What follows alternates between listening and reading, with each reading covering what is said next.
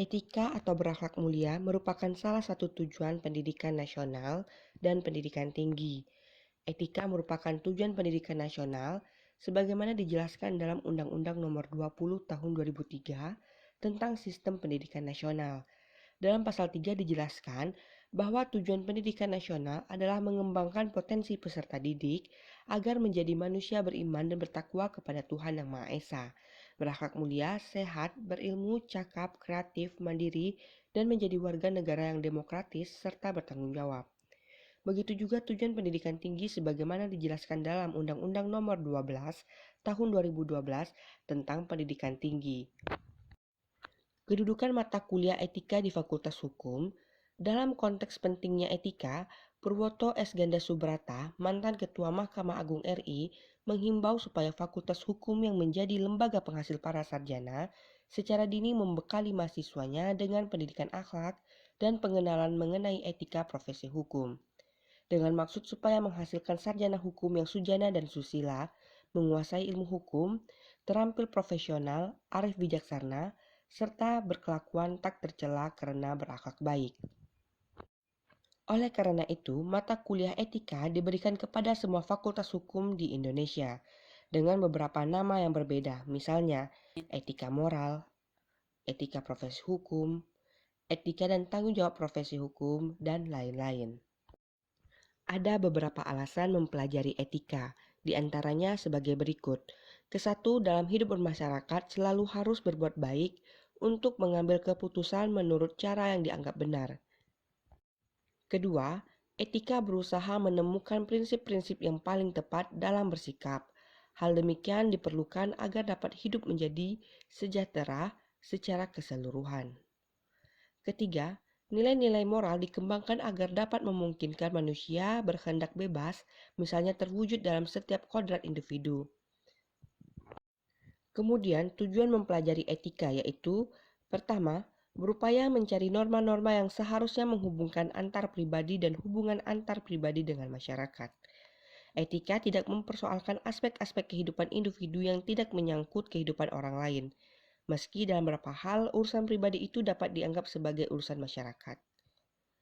Kedua, berupaya mempelajari ciri yang berkaitan dengan masyarakat dalam konteks tatanan sosial.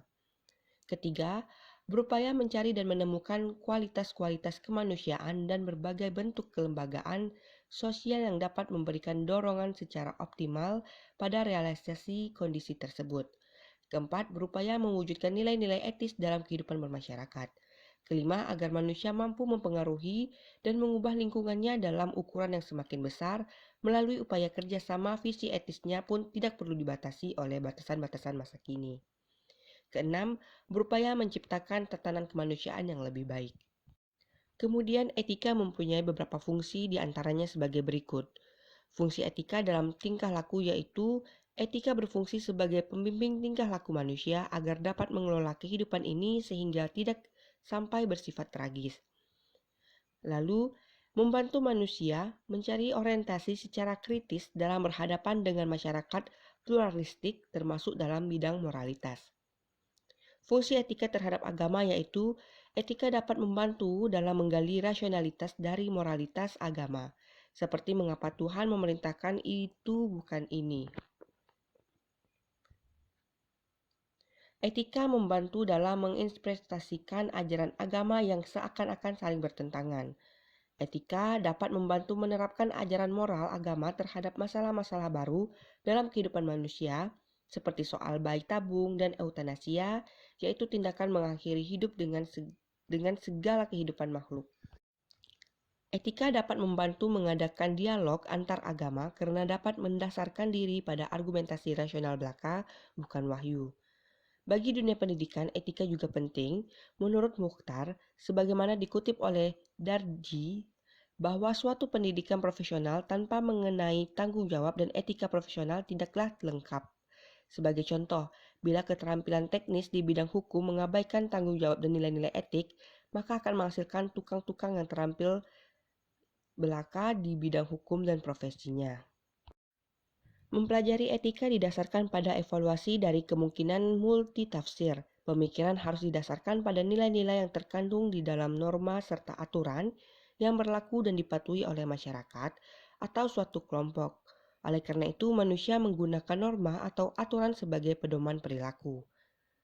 Kemungkinan multitafsir dapat dipahami dengan cara pertama, etika diperlukan atau dipelajari berdasarkan ketentuan dan peraturan harus diikuti atau apakah nilai-nilai yang terkandung dapat diterapkan pada pelakunya.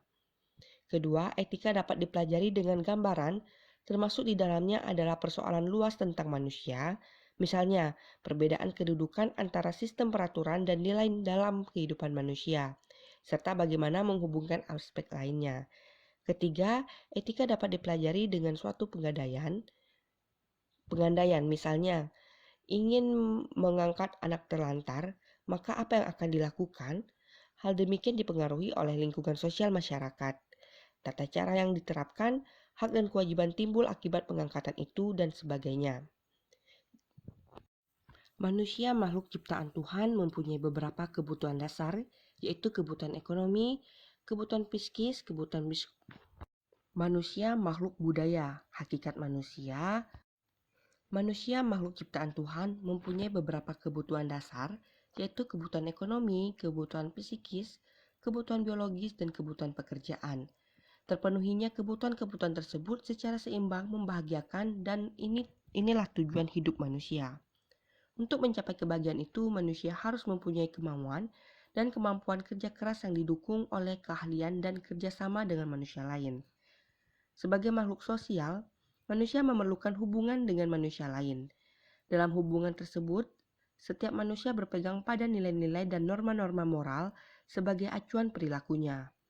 Nilai-nilai dan norma-norma moral ini merupakan sistem nilai yang kemudian dijelmakan ke dalam norma-norma sosial yang menjadi cermin setiap perbuatan bermasyarakat yang disebut hukum kebiasaan.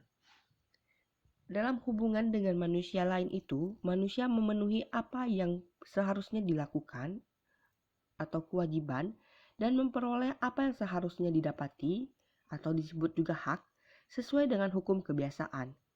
Setiap manusia mempunyai hak-hak yang diperoleh sejak lahir atau disebut juga dengan hak asasi, dan hak-hak yang diperoleh karena diberikan oleh undang-undang. Namun, karena manusia mempunyai kelemahan seperti berbuat khilaf, keliru, maka tidak mustahil suatu ketika terjadi penyimpangan atau pelanggaran norma-norma sosial yang menimbulkan keadaan tidak tertib, tidak stabil, yang perlu dipulihkan kembali. Untuk memulihkan ketertiban dan menciptakan kestabilan diperlukan sarana pendukung, yaitu organisasi masyarakat.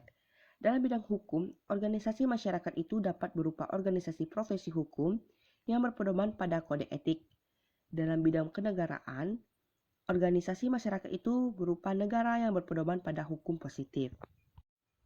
Hukum positif merupakan bentuk konkret dari sistem nilai yang hidup dalam masyarakat.